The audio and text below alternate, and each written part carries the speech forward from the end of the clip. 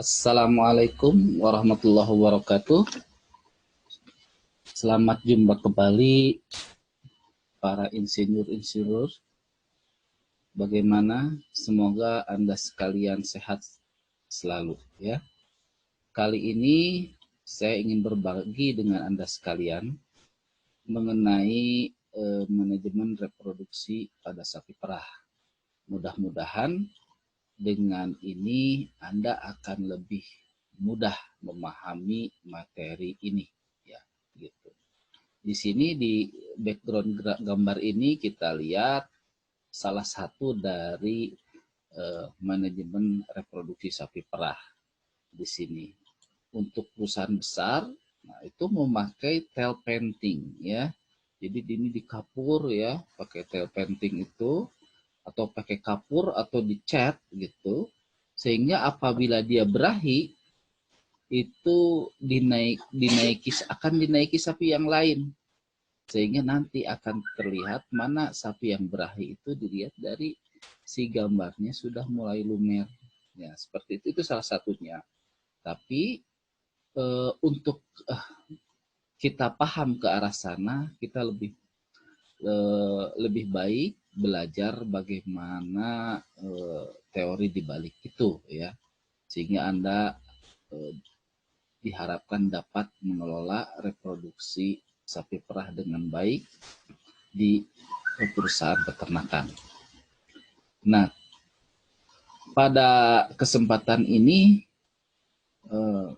manajemen ternak perah ya, dalam bagi materi reproduksi itu tujuannya adalah untuk memahamkan Anda sekalian mengenai karakteristik sifat reproduksi pada sapi perah. Kemudian memahami pentingnya hubungan reproduksi dengan kesinambungan produksi susu.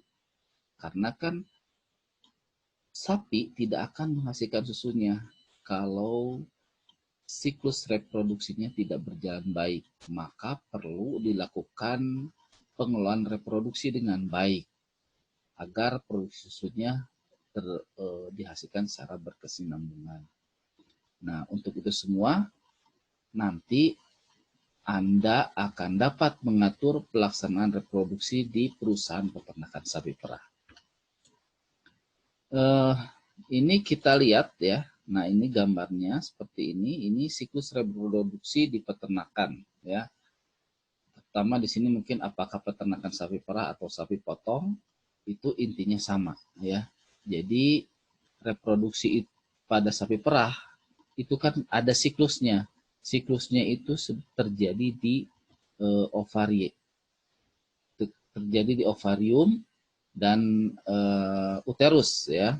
Ini ovarium, sehingga di sini dijadikan siklus ya, siklus reproduksi. Nah, ini mulai dari sapi berahi, sapi lahir ya. Ketika sapi lahir itu si alat reproduksinya belum berfungsi ya. Artinya belum berfungsi ini belum bisa menghasilkan sel telur untuk yang betina ya. Sel telur yang matang, karena kan ada beberapa tahapan ya. Ada folikel primer, folikel sekunder, tersier gitu ya. Nah, mungkin untuk yang usia muda itu masih mungkin folikel primer. Secara bertahap ke folikel sekunder, ketika sudah dewasa lagi sehingga menjelang pubertas, maka si folikel yang menghasilkan sel telur tersebut sudah dapat berfungsi dengan baik, sehingga sapi sudah bisa berahi di sini, sudah mulai berahi ya, dengan aktivitas ovarium tersebut ya. Kemudian ketika sapi itu berahi, maka kita lihat dulu apakah sudah dewasa tubuh atau belum. Kalau sudah dewasa tubuh, maka itu dikawinkan. Nah, di sini kalau misalnya kawinnya berhasil, maka terjadi kebuntingan. Tapi kalau tidak terjadi fertilisasi, pembuahan, maka ini akan untuk siklusnya itu kita menunggu siklus yang tepat ya. yaitu siklus estrus ya, karena ada beberapa tahapan kan dalam berahi itu. Begitu seterusnya, kalau misalnya terjadi fertilisasi, berarti awal kebuntingan, maka terjadilah suatu kebuntingan ya sampai dia beranak gitu. Nah, tapi kalau misalnya ada gagal, ya kembali lagi ke ovarium. Begitu seterusnya ya, dari sampai dia beranak sapi itu, kemudian bisa berhasil, bisa juga aborsi, kembali ke sini. Ataupun ketika beranak, maka sapi setelah beranak itu kan akan involusi uteri ya, involusi uteri. Jadi mengalami masa nifasnya ya. Sama seperti manusia ada masa nifasnya. Setelah selesai masa nifas atau involusi uteri pada sapi, maka si aktivitas siklus reproduksi atau siklus estrusnya berjalan dengan baik kembali, gitu seperti itu. Jadi di sini itu siklus estrus pada ovarium itu harus betul-betul dipantau agar kita tahu kapan waktu yang tepat untuk dikawinkan, sehingga sapi bisa bereproduksi dengan baik. Nah, ini kita lihat mengenai karakteristik sifat reproduksi pada sapi perah. Bahwa reproduksi itu terjadi atau dihasilkan dari aktivitas ini ovarium dan uterus. Ini uterus ya. Nanti ini fungsinya kalau ini menjalankan siklus reproduksi atau siklus estrus, nanti uterus itulah yang nanti akan mengeluarkan hormon-hormon agar siklus berputar kembali ya, berputar kembali. Ini bisa kita lihat di sini bahwa pada sapi perah itu ada dua fase ya, ada fase luteal, ada fase folikular. Ketika fase luteal itu mulai terbentuk ketika munculnya ini CL. CL ini corpus luteum. CL ini menghasilkan atau corpus luteum ini menghasilkan hormon yang namanya progesteron. Progesteron itu salah satu fungsinya adalah memelihara kebuntingan. Kadar progesteron dalam darah itu meningkat ketika awal meningkat sampai dia ke puncaknya. Ini pada keadaan stabil ya, sampai keadaan stabil. Nah, tapi ketika tidak terjadi kebuntingan, maka uterus inilah ya terjadi, uterus inilah yang mengeluarkan hormon namanya PG ya, prostaglandin. Prostaglandin itu untuk meluruhkan ini si corpus luteum. Jadi meluruhkan itu jadi membuat dia itu mengecil tidak ada gitu ya. Jadi meluruhkan corpus luteum, akibatnya kadar progesteron dalam darah itu menjadi menurun, sehingga ketika mulai menurun, maka kadar estrogen dalam folikel menjadi meningkat hingga pada suatu saat si folikel ini menjadi folikel yang dominan. Ketika folikel dominan itu kan menghasilkan hormon estrogen. Hormon itulah yang membuat sapi menjadi berahi. Nah, lamanya fase luteal itu selama 18 hari ya, hingga 18 hari. Nah, setelah itu barulah sapi itu berganti ke fase reproduksinya itu reproduksi sapi itu berganti ke fase folikular ya, di mana di sana folikel menjadi lebih dominan ya, dan ini sudah meluruh, si corpus luteumnya meluruh, folikelnya menjadi dominan, sapi menjadi berahi.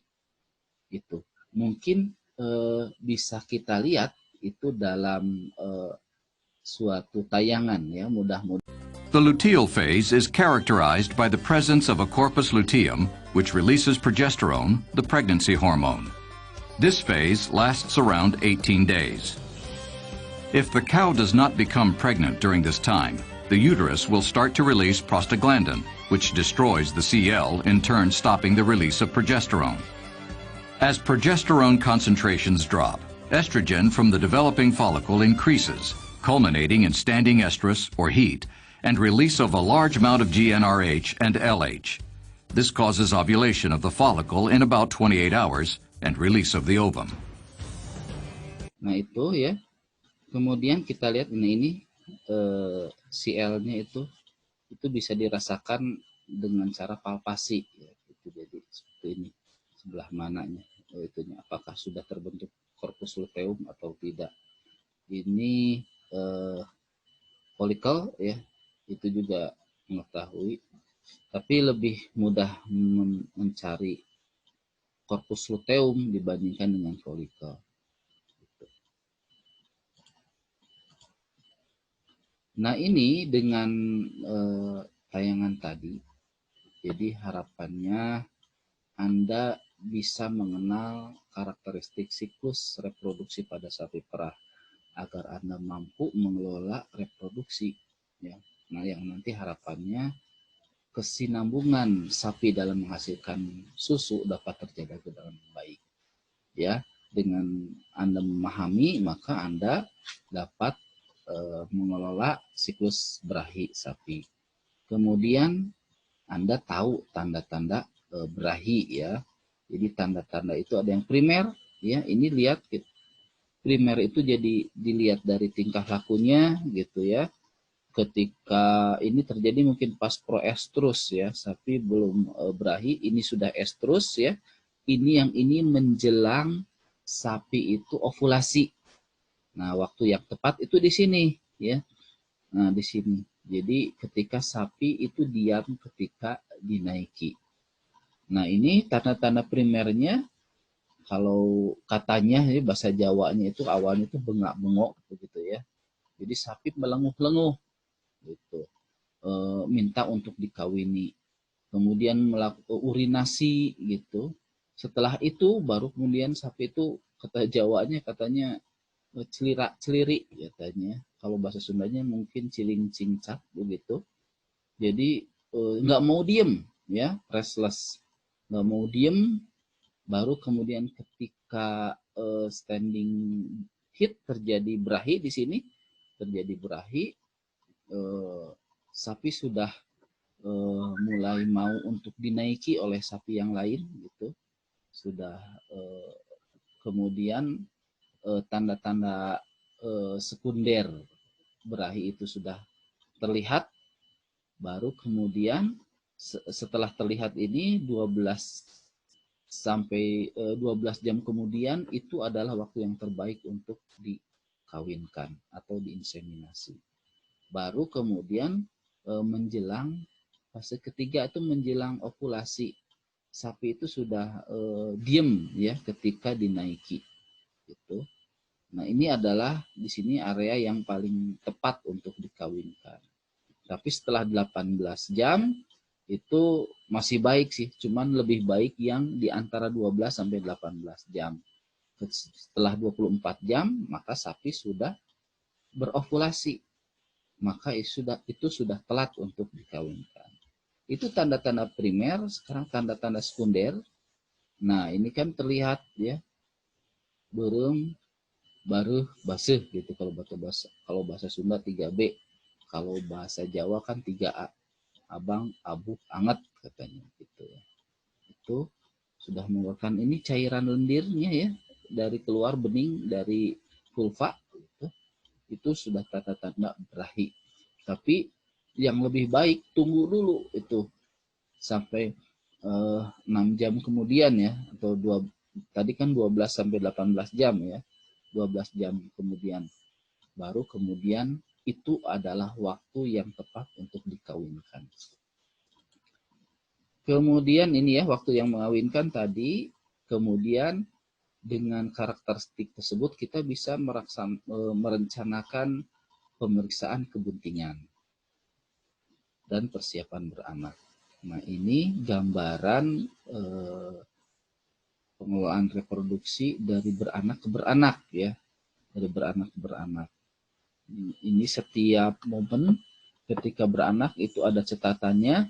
Ini adalah umur induk ya.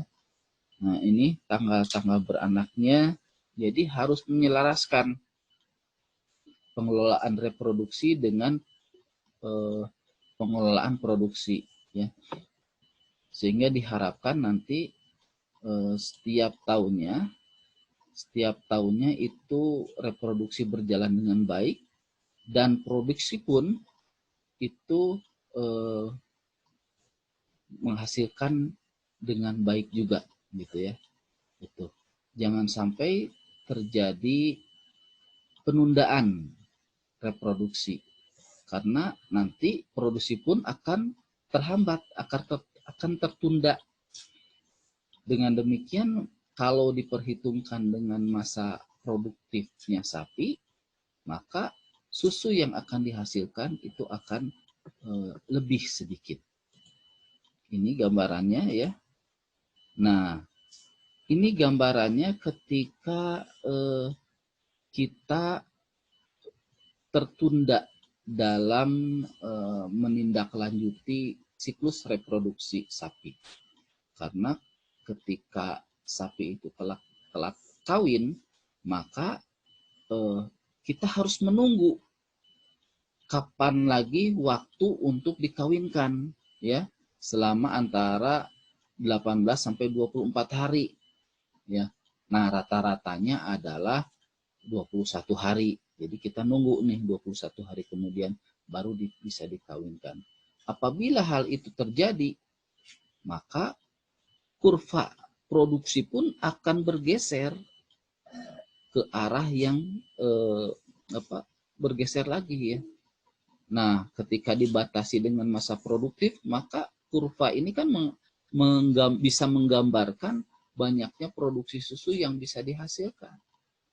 Yang harusnya nanti 5 kurva, karena terjadi penundaan, maka hanya dapat dihasilkan 4 kurva misalnya seperti ini. Yang harusnya di sini sudah berproduksi, di sini belum.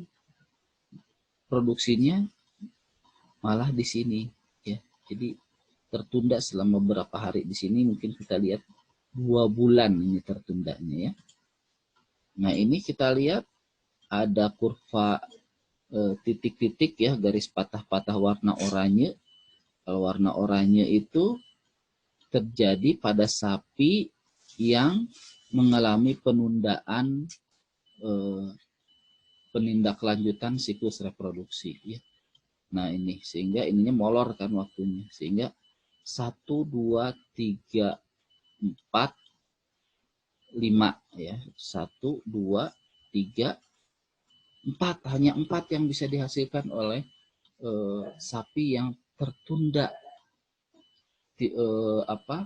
tertunda dalam siklus reproduksinya. Sedangkan yang tidak tertunda itu bisa dihasilkan 5 ya, 5 kurva. 5 kurva berarti 5 periode laktasi. 1 periode laktasi saja itu sudah bisa menghasilkan 7.000 kilo ya, kan lumayan. Nah, ini untuk itu kita harus mampu bagaimana mengukur kerja yang sudah kita buat. Pertama, bahwa dengan pengolahan reproduksi itu baik buruknya bisa dilihat sebanyak apa sih sapi yang bisa dibuntingi dari pengolahan reproduksi yang kita buat. Tapi tidak cukup dengan itu, secepat apa sapi itu bisa bunting kembali. Karena waktu kan menentukan, kalau misalnya waktunya tertunda, maka produksi pun akan tertunda. Begitu. Kemudian kita harus menghitung nih, berapa jarak waktu antara berahi ke berahi, kemudian berapa jarak waktu antara beranak ke beranak itu kan menentukan apakah pekerjaan kita sudah dilakukan dengan baik. Nah, ini adalah hasil pengukuran dari perangkat lunak dari suatu komputer, ya, suatu komputer. Jadi biasanya ini bisa beli gitu ya, atau misalnya ini bonus ya ketika kita membeli atau menginvestasikan peralatan peternakan, misalnya mesin perah, itu biasanya include dengan ini pencatatan. Di sini dilihat bahwa ini tanggal berakhirnya tercatat tanggal sekian, ya. Kemudian di IB enggak, di IB-nya sama ya, tanggal sekian juga, 10 September. Nah, kemudian ini udah berapa lama sih di IB? Udah 128 hari. Bunting enggak? Lihat. Nah, ternyata bunting gitu. Dengan di sini kita bisa memperkirakan kapan dia kering kandang. Kapan dia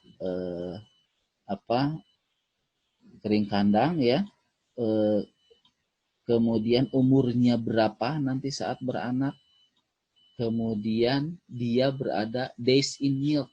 Days in milk itu berapa lama sejak dia beranak.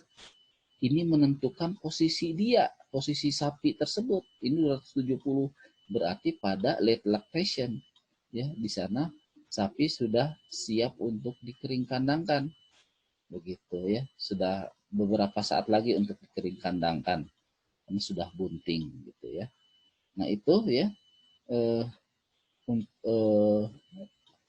dari hasil pengukuran oleh perangkat lunak tersebut.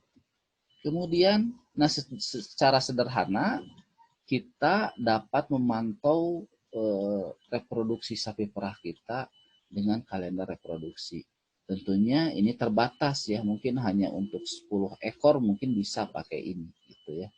Jadi kalendernya itu setiap 21 ya, ini penulisannya di sini. Ini sederhana sekali. Nah, di sini kita lihat misalnya si sapinya itu di sini tanggal 3, misalnya 3 Januari. Tulis di sini siapa, nomor 1, 2, 3 misalnya di sini. Ini udah dibahas ya oleh teman-teman Anda ketika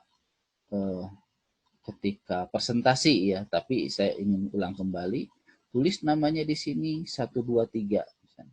Nah, setelah ditulis itu kalau dia di IB ya, di IB misalnya 1, 2, 3 di IB. Kalau di IB tulis di sini, kemudian lihat tanggal 24-nya.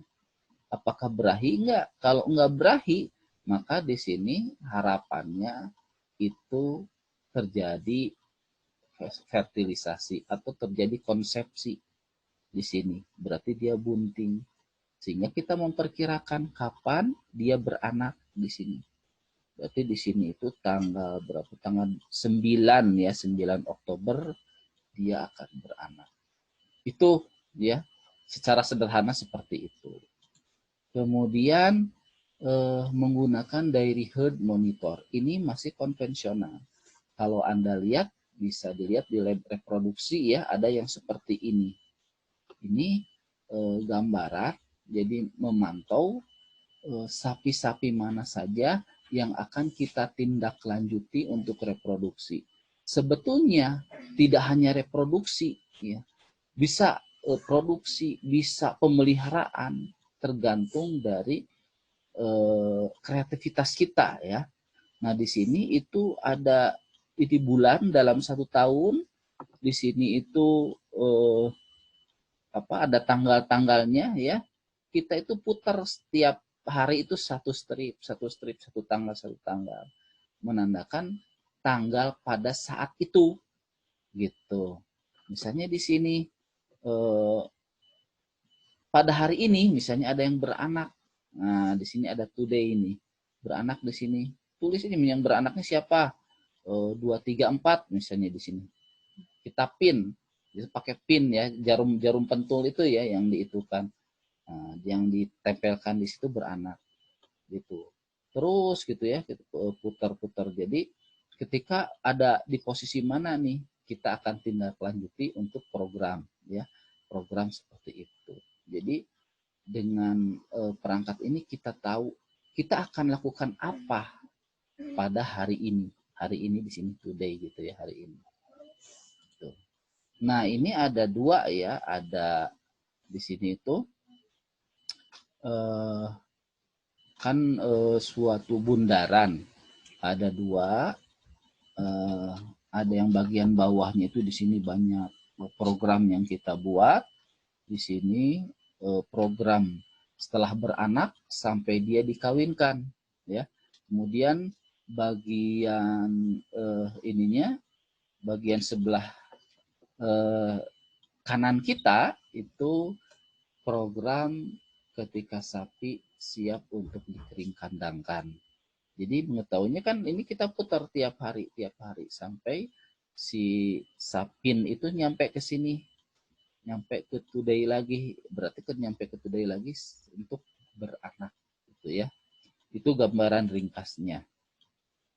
Nah, kalau bagian atasnya itu terdiri dari pengamatan apakah si sapinya itu berahi kembali setelah IB.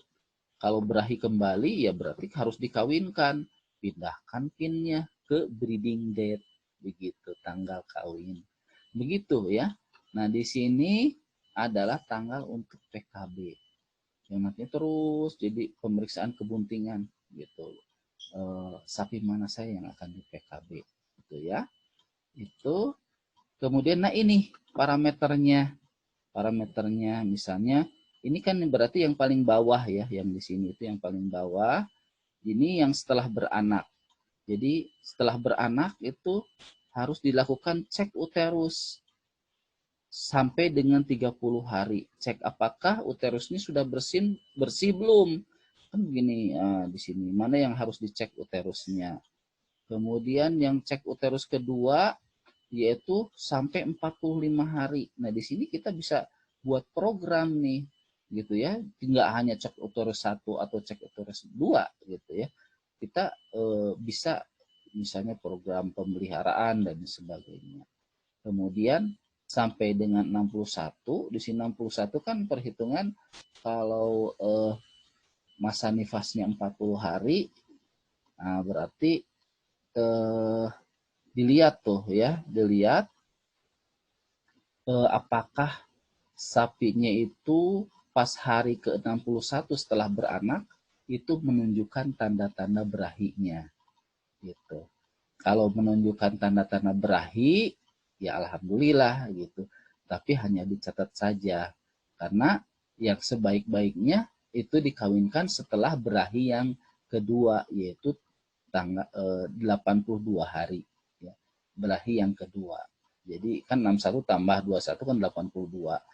Jadi dikawinkan kembali setelah 82 hari. Kalau pakai perangkat ini ya. Nah kemudian ada repeat breeding. Di sini untuk memantau apakah setelah dikawinkan di sini itu sapi itu terlihat berahi kembali. Kalau terlihat ya kawinkan lagi. Kalau enggak ya alhamdulillah gitu. Berarti dianggap bunting. Nah ini PKB pemeriksaan kebuntingan. Kalau pemeriksaan kebuntingan ada jarak waktu 45 sampai 75 hari. Nah, kalau sapinya banyak kan nggak mungkin gitu selesai dalam satu hari. Tentunya ada beberapa hari yang perlu dikerjakan di sini ya. Jadi kita bisa pilih hari nih sapi-sapi mana saja yang akan di PKB ya untuk memastikan apakah sapi itu bunting atau tidak. Gitu. Nah, di sini 209 hari berarti di sini ya 209 hari itu kita mengecek posisi dari si fetus ya apakah normal atau tidak, apakah sudah sampai mana begitu ya. Tentunya kalau bagi Kalau kita belum mampu, mungkin dokter hewan atau mantri yang melakukannya. Kalau bisa ya, kenapa tidak kita sendiri. Kemudian 234 hari itu kita lakukan kering kandang. Ya, di sini itu jadi koefisiennya, parameternya begitu ya, yang ini. Kemudian beranak kembali setelah 284 hari. Begitu. Ini kalau menggunakan perangkat dari dairy herd monitor. Ya, yang secara perangkat lunaknya juga ada gitu. Tapi ini prinsipnya, prinsip awalnya seperti ini. Nah, untuk sekarang mungkin silakan Anda berlatih ya, berlatih bagaimana menggunakan dairy herd monitor. Tapi kan nggak ada ya, nggak apa-apa. Ya. Anda hitung kalender saja ya, atau hitung kalender saja. Misalnya sapi A 0234 dia beranak 12 Desember 2015. Kapan dikawinkan lagi? Anda rencanakan itu kapan tuh dikawinkan lagi? Kita ditambah apa? Yang ini yang di atas yang parameternya. Nah, ini kawinkan kembali berarti ini tambah 82. Begitu ya. Tambah 82. Nah, itu terserah Anda sebetulnya mau berapa hari setelah beranak sih sapi itu mau dikawinkan, asal Anda tulis itu ininya. Bisa Anda beda dengan ini gitu ya, bisa Anda beda dengan ini. Gitu. Seperti itu. Asal ada jelas gitu ya ininya. Nggak harus ini kan Anda bikin program sendiri ya. Misalnya tadi dikawinkan nih berarti 82. Di sini berarti tanggal ini tambah 82 berarti tanggal berapa tuh? Tinggal begitu ya, ini latihan untuk memahami bagaimana menggunakan perangkat dairy herd monitor. Nah itu. Kemudian nah ini kawin ke-1, kawin kedua gitu. Ini nah berarti kalau misalnya kita akan dikawinkan untuk pertamanya itu 82 hari, berarti ini tambah 82. Gitu. Kawin keduanya kapan? Berarti tanggal ini tambah berapa? Tambah 21 kan, satu siklus berahi berapa? 21 hari kan? Begitu seterusnya. Kalau PKB, nah ini kalau PKB-nya kita tentuin tuh mau tanggal 45 hari itu bagi-bagi saja kan, nggak mungkin 100 ekor misalnya dalam satu hari di PKB, susah ya. Mungkin kita bagi-bagi sesuai dengan kemampuan kita. Itu asal di programnya itu tertulis bahwa PKB ini tanggal sekian, tanggal sekian, tanggal sekian. Gitu. Nah ini keringkan tanggal berapa? Tinggal dikeringkan itu berarti dari beranak ya, dari sini dikeringkan itu berapa, kita lihat di sini, oh kering. Nah ini kering, nah ini 234 berarti tambah 234 hari dari beranak, begitu ya. Kalau beranak kembali berarti dari sini tambah 284, pasti hasilnya di sini, tapi ininya jadi 2016.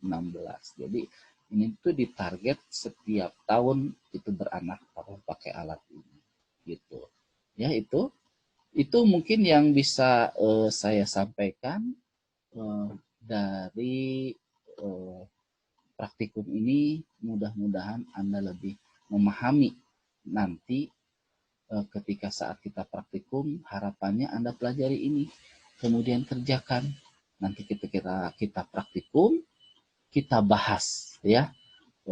Semoga juga kita membahasnya dengan menggunakan perangkat ini ya. Terima kasih calon-calon insinyur peternakan, semoga Anda sehat selalu, jaga kesehatan, tetap semangat. Assalamualaikum warahmatullahi wabarakatuh.